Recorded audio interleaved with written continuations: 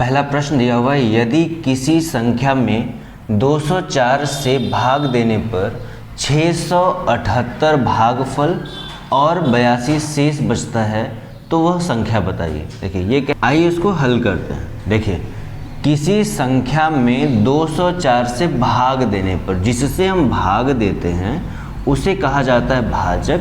तो भाजक दिया हुआ है 204, उसके बाद 678 भागफल, भागफल दिया हुआ है 678 और 82 शेष बचता है। शेष मतलब शेष फल दिया हुआ है 82। और क्वेश्चन और भाज्य पूछ रहा है, तो भाज्य बराबर क्वेश्चन मार्क। अब भाज्य निकालने का फार्मूला होता है भाज्य बराबर भाजक गुणे भागफल प्लस शेषफल। ठीक है, तो भाज्य हमको निकालना है। यहाँ पे भाजक दिया हुआ है 204, यहाँ पे हम 204 लिख देंगे, इनटू भागफल दिया हुआ है 678, यहाँ पे हम 678 लिख देंगे, प्लस शेषफल दिया हुआ है 82, यहाँ पे हम 82 लिख देंगे। अब दो साइन, एक मल्टीप्लाई एक प्लस। पहले मल्टीप्लाई करेंगे 204 में 678 का मल्टीप्लाई कर लेते हैं। 678 में 204, 58,712। यहाँ हमने लिखा 13,58,712 और फिर उसमें 82 हमको प्लस करना है। चलिए प्लस करते हैं। 2 2 4, 8 1 9, 7 8 5 3 1। आपका आंसर आ गया 13,58,794। ये हमारा भाज्य है। भाज्य मतलब ये वही संख्या है। तो आपका ऑप्शन नंबर सी सही होगा। अगला क्वेश्चन देखते हैं। Question number 2, 12 plus 6 divide 2 plus 2 minus 1 का सरलीकरण मान है। ये आपका सवाल बोर्ड मास पे है, बोर्ड मास पे आधारित ये प्रश्न है। देखिए इसमें क्या करते हैं, सबसे पहले हम ब्रैकेट को सॉल्व करते हैं, उसके बाद हम ऑफ मीन्स का अगर लिखा होता है क्वेश्चन में तो उसको सॉल्व करते हैं, उसके बाद डिवीज़न को सॉल्व करते हैं, उसके बाद मल्टीप्लाई को सॉल्व करते हैं, उसके बाद ऐड करते हैं, उसके बाद सब्ट्रैक्ट करते हैं। यानी कि सबसे पहले कोष्टक, चाहे बड़ा कोष्टक हो, फिर मंझला कोष्टक हो, चाहे छोटा कोष्टक हो, उस क्वेश्चन में का लिखा हुआ है उसको सॉल्व करते हैं, उसके बाद फिर भाग, फिर गुणा, फिर जोड़, फिर घटा। आइए क्वेश्चन एक बार उतार लेते हैं। 12 plus 6 divide by 2 plus 2 minus 1। ठीक है, तो सबसे पहले हमको ब्रैकेट सॉल्व करना होता है, इसमें कहीं ब्रैकेट है नहीं। उसके बाद हमको का मीन्स मल्टीप्लाई, यहाँ पे कहीं नहीं दिया हुआ है। उसके बाद भाग, फिर गुणा, फिर जोड़, फिर घटाना। तो इसमें ना तो आपका कोष्टक दिया हुआ है, ना का दिया हुआ है, ना मल्टीप्लाई दिया हुआ है। तो ये तीनों दिए हुए हैं, तो इन तीनों में सबसे पहले भाग सॉल्व करेंगे, उसके बाद प्लस, उसके बाद माइनस। तो यहाँ पे सबसे पहले भाग सॉल्व करेंगे। 12 प्लस 6 में 2 से भाग देना, 2 3 6, प्लस 2 माइनस 1, इसको ऐसे उतार लेंगे। अब यहाँ पे प्लस और माइनस का साइन दिया तो पहले पूरा जोड़ लेंगे, जो आएगा उसको उसमें से 1 घटा देंगे। तो इसको जोड़ते हैं। 12 3 15, 15 2 17, 17 में से 1 घटाया जाएगा, आपका आंसर आ जाएगा 16। अतः आपका ऑप्शन नंबर बी सही है। क्वेश्चन नंबर 3 देखिए। राम ने एक कार 75,000 रुपये में खरीदी, उसने 3,000 रुपये इसकी मरम्मत में खर्च किए और इसे 77,000 रुपये में बेच दिया, तो उसे कितना लाभ या हानि हुआ। देखिए क्वेश्चन है कि राम ने एक कार खरीदी है 75,000 रुपये में, तो खरीदना को कहते हैं क्रय मूल्य।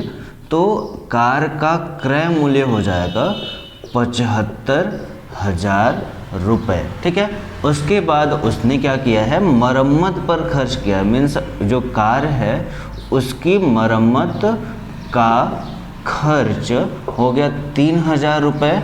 तो ये पूछ रहे हैं कि अगर उसने उसे 77,000 रुपये में बेच दिया है, तो बेचने को कहते हैं विक्रय मूल्य। विक्रय मूल्य दिया हुआ 77,000 रुपये, तो उन्हें कितना लाभ या कितना हानि हुआ है। ठीक है। तो सबसे पहले देखिए खरीदा है उन्होंने 75,000 रुपये में, और उसके बाद उन्होंने 3,000 रुपये उसकी मरम्मत में भी खर्च किया है। मतलब ये जो 3,000 है वो भी इसी में ही प्लस होगा, क्योंकि उन्होंने उतना पूरा खर्च किया है। तो यहाँ पे हम लिखेंगे कुल लागत। लागत मीन्स होता है जितना खर्च, और जो मरम्मत करते हैं उनको प्लस करने पे जो आंसर आता है उन्हें हम कहते हैं लागत मूल्य। तो 75,000 के खरीदे और 3,000 रुपया उसका मरम्मत करवाए, तो टोटल हो गया 78,000 रुपया उनका पूरा का पूरा लगा हुआ है। उसके बाद उन्होंने 77,000 रुपये में बेच दिया। उनका खर्च हुआ 78,000 और उन्होंने बेचा है 77,000 रुपये में। अतः यहाँ पे क्या हो गया, हानि हुआ है। तो हानि का फार्मूला लगाएंगे। हानि इज इक्वल टू होता है क्रय मूल्य माइनस विक्रय मूल्य। यहाँ पे क्रय मूल्य का काम करेगा ये लागत मूल्य, मतलब लागत मूल्य कितना हो गया 78,000 रुपये, माइनस विक्रय मूल्य दिया हुआ है 77,000 रुपये। इसको माइनस करेंगे तो इसको माइनस करेंगे तो हमारा आंसर आएगा 1,000 रुपये हानि। ठीक है, तो अतः इसमें हमारा ऑप्शन नंबर डी सही है, 1,000 रुपये हानि। ठीक है, देखिए क्वेश्चन नंबर 4, 5 सही 1/4 को प्रतिशत में बदलो। क्या कह रहे हैं, हल करते हैं। देखिए सबसे पहले क्वेश्चन उतार लेते हैं। क्वेश्चन दिया हुआ है 5 सही 1/4, इसको प्रतिशत में बदलना है। तो सबसे पहले चूंकि ये मिश्रित भिन्न में दिया हुआ है, तो इसको आप पहले विषम भिन्न में चेंज करोगे। चेंज करने के लिए हर से सही में गुणा किया जाता है और उसके बाद ऊपर अंश में प्लस किया जाता है।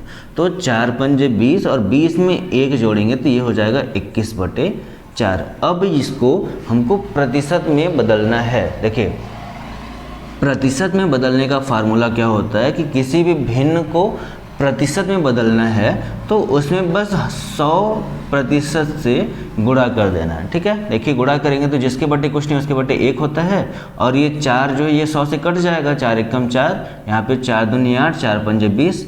ठीक, यहाँ पे नीचे 1 आया, इस 1 का कोई वैल्यू नहीं है, ऊपर अंश में मल्टीप्लाई कर लेते हैं सामने सामने। 21 का 25% में मल्टीप्लाई करेंगे तो 21 पंजे 105, 5 हाथ से लगा 10, 21 दूनी 42, 42 10 52, 525%। अतः 5 से 1/4 को जब प्रतिशत में बदलेंगे तो हमारा 525%, ऑप्शन नंबर डी सही आएगा। देखिए क्वेश्चन नंबर 5, एक स्कूल में बरसात के दिन 1200 में से 900 विद्यार्थी अनुपस्थित थे, तो उपस्थित विद्यार्थी का प्रतिशत क्या होगा। ऑप्शन दिया हुआ है 40%, 50%, 25% और 30%। देखिए क्वेश्चन दिया है कि 1200 कुल विद्यार्थी हैं,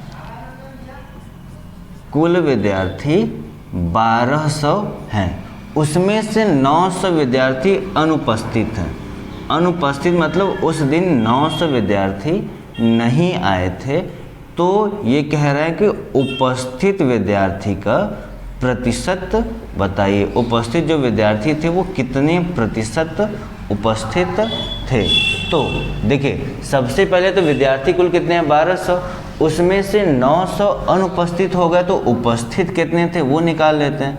देखिए उपस्थित विद्यार्थी कैसे निकलेंगे, उपस्थित विद्यार्थी निकालने के लिए आप कुल विद्यार्थी में से अनुपस्थित विद्यार्थी को अगर आप माइनस कर देंगे तो आपका उपस्थित विद्यार्थी निकल जाएगा। चलिए माइनस करते हैं। 0 में से 0 0, 0 में से 0 0 और 12 में से 9 घटाएंगे तो 300 विद्यार्थी आपके उपस्थित हैं। अब ये पूछ रहे हैं कि उपस्थित विद्यार्थी का प्रतिशत कितना है। तो देखिए जितने उपस्थित हैं उसको ऊपर लिखा जाएगा, और जितने कुल विद्यार्थी हैं, जैसे 1200 कुल हैं तो यहाँ पे 1200 नीचे लिखा जाएगा। ये हो गया हमारा भिन्न में, और प्रतिशत में बदलने के लिए केवल 100% से गुणा किया जाता है। तो चलिए गुणा करते हैं, ये 0 इन दोनों से कट जाएगा, और इसको हम हल कर लेते हैं। देखिए 12 एकम 12, यहाँ पे हल करेंगे 12 दूनी 24, यहाँ पे 6 बचा, यहाँ पे 0, 12 पंजे 60 बराबर 25% हमारे उपस्थित विद्यार्थी हैं। तो इस ऑप्शन नंबर सी 25% हमारा सही आंसर है। देखिए क्वेश्चन नंबर 6, प्रथम 5 विषम संख्याओं का औसत क्या होगा। ऑप्शन दिया हुआ 5, 9, 3 और 10। क्वेश्चन पूछा है प्रथम 5 विषम संख्याएं। देखिए 5 विषम संख्याएं पहले लिख लेते हैं। प्रथम मीन्स होता है स्टार्टिंग के, कहीं से भी नहीं। प्रथम 5 विषम संख्याएं कौन कौन से होंगे। देखिए विषम संख्या वो होता है जिसके इकाई स्थान पे 1, 3, 5, 7, 9 होता है, या जो 2 से नहीं कटता है वो हमारा विषम संख्या होता है। ठीक है, तो प्रथम 5 बोला है सबसे पहले 1, 3, 5, 7, 9, ये हमारे 5 विषम संख्या हो गए। और इन्होंने पूछा है कि इनका औसत क्या होगा। तो औसत का फार्मूला इसमें लगा लेंगे। औसत बराबर होता है संख्याओं का योग, मतलब जो भी संख्याएं हैं उनको आपस में योग कर देना है। उसके बाद बटे संख्याओं की संख्या, मतलब कुल कितनी संख्याएं हैं, 1, 2, 3, 4, 5, यहाँ पे बटे 5 हो जाएगा। इसको हल करेंगे हमारा आंसर आ जाएगा। हल करते हैं। 9, 7, 16, 16, 5, 21, 21, 3, 24 और 24 में 1 जोड़ेंगे तो 25, 25 बटे 5 है। इसको हल कर लेते हैं। 5 एकम 5, 5 बचे 25, बराबर हमारा आंसर आ जाएगा 5। हमारा ऑप्शन नंबर ए सही है। अगला क्वेश्चन देखते हैं। क्वेश्चन नंबर 7 देखिए, एक कार 90 किमी प्रति घंटा की गति से 3 सही 1/2 घंटे यात्रा करती है, तो कार द्वारा तय की गई दूरी बताइए। देखिए ये कह रहे हैं एक कार है, उसकी जो चाल है, उसकी जो गति है वो है 90 किमी प्रति घंटा। तो यहाँ पे हमने लिख दिया चाल बराबर 90 किलोमीटर प्रति घंटा, यानी कि 1 घंटे में वो 90 किलोमीटर जा रही है। तो 3 सही 1/2 घंटे में वह कितना दूर जाएगी, वह कितना दूरी तय करेगी। तो 3 सही 1/2 घंटे ये दिया हुआ उसका समय बराबर दिया हुआ 3 सही 1/2 घंटे। पूछा क्या है, पूछा है दूरी बताइए। दूरी बराबर, दूरी का फार्मूला होता है दूरी बराबर चाल गुणे समय। ठीक है, चाल कितना है, चाल है 90, यहाँ पे हमने 90 लिखा, इनटू समय कितना है 3 सही 1/2। इसको हम हल कर लेते हैं। 90 गुणे, इधर देखिए 3 सही 1/2 को पहले हम विषम में बदल लेते हैं। यहाँ पे मल्टीप्लाई करेंगे, इधर प्लस करेंगे, 3 दूनी 6, 6 1 7/2। इसको हल करना है। देखिए 2 से इस 90 को काटेंगे तो आएगा हमारा 45। अब यहाँ पे हमारा बचा 45 × 7, मल्टीप्लाई कर लेते हैं। 7 बचे 35 की 5 से लगा 3, 7 चौक 28, 28 3 31, 315 किलोमीटर ये हमारा रहेगा आंसर। हमारा ऑप्शन नंबर सी सही है। अगला प्रश्न देखिए, क्वेश्चन नंबर 8 देखिए, वृत्त की त्रिज्या ज्ञात कीजिए यदि इसका व्यास 8 सेमी हो। ऑप्शन दिया हुआ 4 सेमी, 16 सेमी, 6 सेमी और 10 सेमी। इन्होंने पूछा है यदि व्यास बराबर 8 सेमी हो तो त्रिज्या क्या होगा। त्रिज्या देखिए ये रहा हमारा वृत्त, ठीक है। अब यहाँ पे केंद्र होता है, ठीक है। केंद्र से एक वृत्त के एक छोर से दूसरे छोर पे केंद्र से होकर जाती हुई रेखा को हम व्यास कहते हैं, ठीक है। और केंद्र से लेके किसी भी भाग में, वृत्त के किसी भी भाग पे टच करें तो उसको हम त्रिज्या कहते हैं। तो यहाँ पे 2 त्रिज्या है, देखिए यहाँ से यहाँ तक एक त्रिज्या, यहाँ से यहाँ तक एक त्रिज्या। अतः जो व्यास होता है d, जिसको हम d से दिखाते हैं, व्यास जो होता है वो त्रिज्या का 2 गुना होता है, मतलब 2 त्रिज्या से मिलके बनता है। तो इन्होंने त्रिज्या पूछ लिया, इसका उल्टा तो r बराबर क्या हो जाएगा, ये 2 जो है वो इस तरफ जाएगा तो डिवाइड हो जाएगा। तो त्रिज्या का फार्मूला बनेगा हमारा व्यास का आधा, मतलब व्यास बटे 2 बराबर व्यास कितना दिया हुआ 8, 8 बटे 2, 2 एक कम 2, 2 चौक के 8, 4 सेमी। अतः हमारा ऑप्शन नंबर ए इस क्वेश्चन का सही होगा। क्वेश्चन नंबर 9 देखिए, एक शहर 10 किमी लंबा और 7 किमी चौड़ा है तो इसका क्षेत्रफल क्या होगा। ऑप्शन दिया हुआ 70 किमी, 17 किमी, 34 किमी या 50 किमी। तो आइए इसको हल करते हैं। देखिए एक शहर है वो 10 किमी लंबा है, तो यहाँ पे एक शहर जैसे बना लेते हैं, ठीक है। इस तरीके से यहाँ पे मान लेते हैं ये आपका शहर है जिसकी जो लंबाई है वो 10 किलोमीटर है, और इसकी जो चौड़ाई है वो 7 किलोमीटर है। तो ये कह रहा है कि इसका क्षेत्रफल क्या होगा। देखिए लंबाई और चौड़ाई दिया होता है आयत में, ये आयताकार चित्र है और आयत यानी कि जो शहर है वो आयताकार है, तो आयत का क्षेत्रफल का इसमें फार्मूला हम लगा देंगे। आयत का क्षेत्रफल बराबर होता है लंबाई गुणे चौड़ाई, और जो भी इकाई आएगा वो आपका वर्ग में आएगा, यानी कि इकाई स्क्वायर।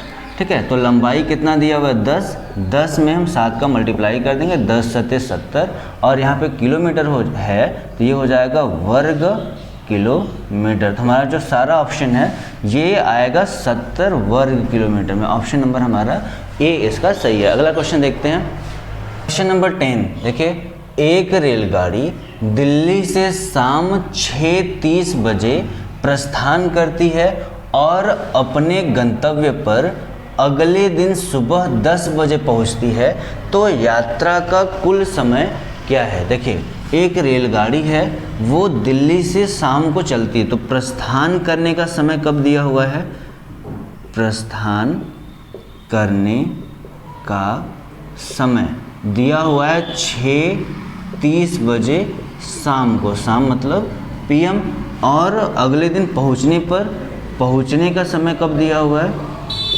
पहुंचने का समय वो है आपका अगले दिन के 10 बजे, सुबह है मतलब एएम है। ठीक, तो ये पूछ रहे हैं कि कुल यात्रा में कितना समय लगा, तो यात्रा में कुल समय हमको निकालना है। देखिए कैसे निकालते हैं इसको। सबसे पहले हम क्या करेंगे, चूँकि इसमें 2 दिन लगा है, एक 6:30 बजे से स्टार्ट हुआ है, तो ये जो दिन है ये 12 बजे ख़त्म हो जाएगा। जैसे ही 12 बजेगा ये दिन हमारा ख़त्म हो जाएगा, और ये हमारा कब स्टार्ट होगा, जैसे ही 12 बजेगा, 12 बजे से लेके 10 बजे तक ये वाला दिन इसमें समय लगा है। तो इन दोनों के बीच में कितना समय वो निकाल लेंगे, दोनों को प्लस कर देंगे, हमारा आंसर आ जाएगा। देखिए 6:30 PM पे शुरू किया और 12 बजे तक, तो हम इसको निकालें तो 6:30 से 7:30 ये 1 घंटा, 7:30 से 8:30 2 घंटा, 8:30 से 9:30 3 घंटा, 9:30 से 10:30 4 घंटा, 10:30 से 11:30 5 घंटा, और 11:30 से 12 बजे तक इसमें आधा घंटा है ना, क्योंकि 12 से ज़्यादा नहीं जा सकते। जिस दिन रेलगाड़ी चली है ये उस दिन का है, तो यहाँ से काउंट करेंगे तो 1 2 3 4 5 और इसमें आधा घंटा, मतलब यहाँ से यहाँ तक में लगा है 5 घंटे 30 मिनट ये पहले दिन चली है, और दूसरे दिन कितना चली है, जैसे ही 12 बजा वो अगला दिन स्टार्ट हो गया, तो इसमें पूरा का पूरा वो 10 घंटा चली है। तो इसमें क्या करना है, यहाँ पे 10 घंटा प्लस कर देना है, घंटा में घंटा और मिनट कुछ नहीं दिया, यहाँ पे 0 0 ऐड कर देना है, यहाँ पे 0 3 और 10 में 5 जोड़ेंगे 15 घंटे। अतः 15 घंटे 30 मिनट इस रेलगाड़ी का पूरा यात्रा करने में समय लगा है। तो ऑप्शन नंबर डी हमारा सही आंसर है।